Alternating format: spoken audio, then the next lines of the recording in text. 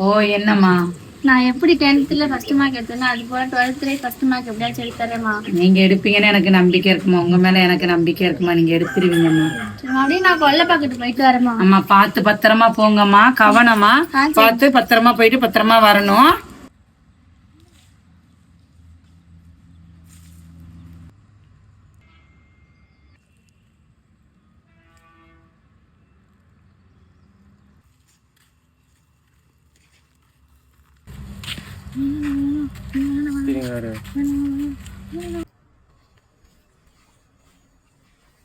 அண்ணா வேணாண்ணா விட்டுறீங்கண்ணா.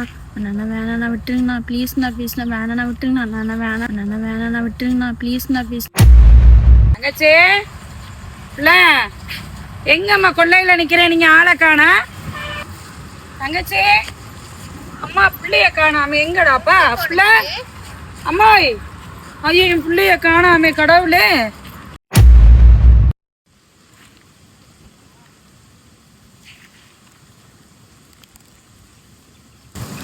ஐயோ ஐயோ